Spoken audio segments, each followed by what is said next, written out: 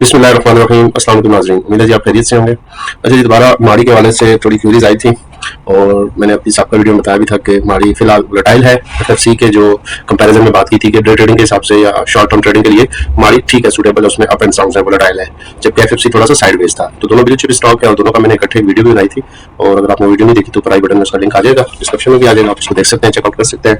तो आज अगर बात करते हैं हम माड़ी की, तो आज दिन है हफ्ते का और अभी 10:43 पौने 11 बजे रात के। तो इसमें अच्छा खासा डिक्लाइन आया और सेकंड सेशन में आया। फर्स्ट सेशन में ये 691.20 में ट्रेड होता रहा है और अपसाइड पे ये 701 पे भी गया, 701 के जो फिगर है उसको भी इसने क्रॉस किया, लेकिन आफ्टर जुमा जो सेशन हुआ है उसमें इसमें खातर ख्वाह डिक्लाइन आया है।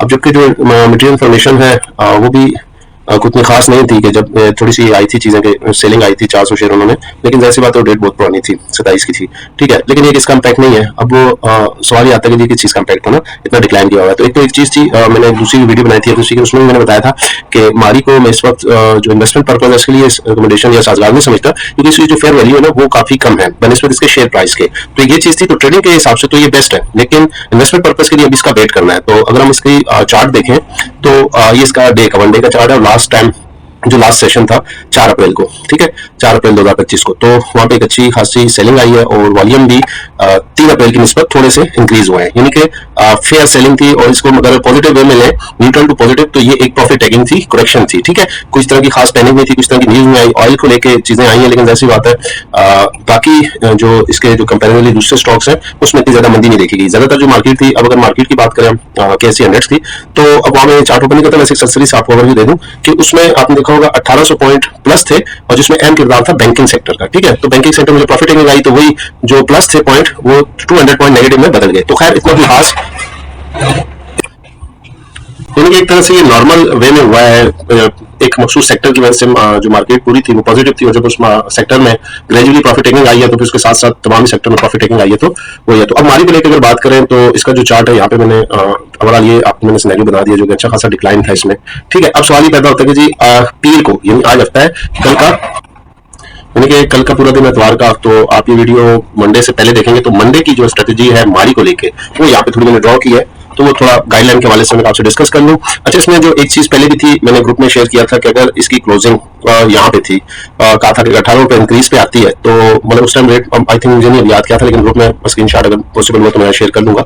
तो मैंने यहाँ बताया था कि अगर 18 रुपए ऊपर क्लोज होता है तो फिर इसमें बुलिश ट्रेंड या बुलिश जो मोमेंटम है वो बरकरार होगा और ये आगे जाएगा, लेकिन वो नहीं हुआ बदकिस्मती थी। इंट्राडे में तो 18 रुपए का इंक्रीज आया था, आई थिंक 722 के करीब हुआ था वो, लेकिन दोबारा उसमें डिक्लाइन आया था और क्लोजिंग वो 4-5 रुपए नेगेटिव के साथ हुआ था। तो बैक अभी तक वो स्टिल वो जो इसमें फैक्ट है वो बरकरार है कि अगर क्लोजिंग इसकी 718 से ऊपर जिस दिन आती है क्लोजिंग डेज, ठीक है, फिर इसमें जो बुलिश ट्रेंड है। लेकिन जैसे कि मैंने आपको बताया कि फेयर वैल्यू, और दूसरा अगर आपको याद हो पहली वीडियो मैंने बताया था कि इसका जो क्वार्टर का रिजल्ट है वो है अप्रैल की 20 से 23 तारीख, यानी कि अप्रैल के 3rd वीक में, ठीक है। तो फर्स्ट वीक है, ये 2 वीक जो है ना उसमें मुझे नहीं लगता कि हाँ 1-2 दिन तो इसमें आ सकते हैं, बुलिश ट्रेंड आ सकता है, इसमें मजीद इंक्रीज हो सकती है प्राइस, लेकिन फिर इसमें आखिर डिक्लाइन आना है। तो अगर आप यहाँ सेफ जोन में रह के इसमें ट्रेडिंग करनी है या इसमें इन्वेस्टमेंट पर्पज के लिए इसको आपने होल्ड करना है, तो ये कुछ फिगर है, इन फिगर को आप नोट डाउन कर लें। अच्छा, इसकी मैं थोड़ी वजाहत भी कर दूं, क्योंकि देखिए प्राइस 674.69 पैसे, मैं अराउंड फिगर ही काउंट करूंगा, तो आपने यहाँ खुद ही देख लेना पैसों का, ठीक है। 674 की प्राइस है, प्रोबेबली ये जब कल ओपन होगा ये 678.79 पे ओपन होगा, क्योंकि उसमें जो बाइंग आएगी, क्योंकि एक साथ ये एकदम में एक ही फेज में ये 17 रुपए का इसमें डिक्लाइन आया है, तो 3 से 4 रुपए की रिकवरी ओपनिंग में लाजमी आएगी, एक सिनेरियो है, ठीक है, किसी भी हैवी वेटेज स्टॉक का, ठीक है, और वहां पे वो बरकरार होती है तो फिर ऊपर जाएगा। रेजिस्टेंस इसकी वही समझ लेंगे, यहाँ पे अगर आप फिगर देखें तो 706 रुपए की इसकी मेन रेजिस्टेंस है, ठीक है, 706 से ऊपर फिर 718 पे इसको क्लोज होना पड़ेगा। तो 15-20 रुपए का ये जो गैप है ना, इस गैप के ऊपर कोई भी हतमी राय नहीं दे सकता फिल वक्त, क्योंकि हाई वोलेटाइल है, वॉल्यूम भी आ रहे हैं, फेयर वैल्यू पे आ रहे हैं वॉल्यूम, तो इसलिए मैं ये जो 15-20 रुपए का गैप है 706 से 718, यहाँ पे कुछ इसकी जो मोमेंटम है वो समझ में नहीं आ रहा ऑनेस्टली, ठीक है। तो अब अगर मैं सेल साइड की बात करूं इन्वेस्टमेंट पर्पज के लिए, तो यहाँ पे डिक्लाइन आने के ज्यादा चांसेस हैं कि सपोर्ट इसकी 645 रुपए है पीर के दिन के लिए, ठीक है, पीर के दिन के लिए। और अगर आप एंट्री लेना चाहते हैं तो आप इसमें एंट्री 649 प्लस पे ले सकते हैं, ठीक है। अब यार थोड़ा सा समझना है आपने ना, ये जो फिगर की समझ ले गेम है ना, फिगर बाजी जिसको हम कहते हैं, वो थोड़ी सी समझनी है आपने ना। आपने 649 का वेट करना है, 645 का वेट नहीं करना। 645 तो सपोर्ट है, मे बी कि 650 651 से वापस बाउंस बैक करे, ठीक है। अब 649 प्लस पे इसको लेते हैं तो सेलिंग चार्ज आपका 665 है, ठीक है। यहाँ पे मैंने लिखा हुआ बुक प्रॉफिट, तो आपने प्रॉफिट बुक करना है। तो आपने ना प्रॉफिट बुक करना है। ऐसा नहीं कि आपने 649 के लिए आप बोला जी ठीक है वापस जा रहा है और ये 674 या फिर ऊपर 718, ऐसा नहीं है। आपने देखिए रिस्क कम करना है, सेफ, मैं आपको सेफ स्ट्रेटेजी बता रहा हूँ, ठीक है। अगर आप स्टॉप लॉस लेके चलते हैं फिर तो आपकी मर्जी, फिर आपके लिए फिगर मैटर नहीं करते हैं। हाँ, एंट्री लेवल आपके लिए मैटर करता है, फिर ऊपर जैसे जैसे ये प्राइस ऊपर जाती है आप जो स्टॉप लॉस है उसको ट्राई करते जाएं और स्टॉप लॉस का जो एक मार्जिन है वो आप रख के उसके ऊपर पीछे पीछे चलते रहें, जहां पे देखिए आपका स्टॉप लॉस सेट हो जाता है आप एग्जिट ले देंगे।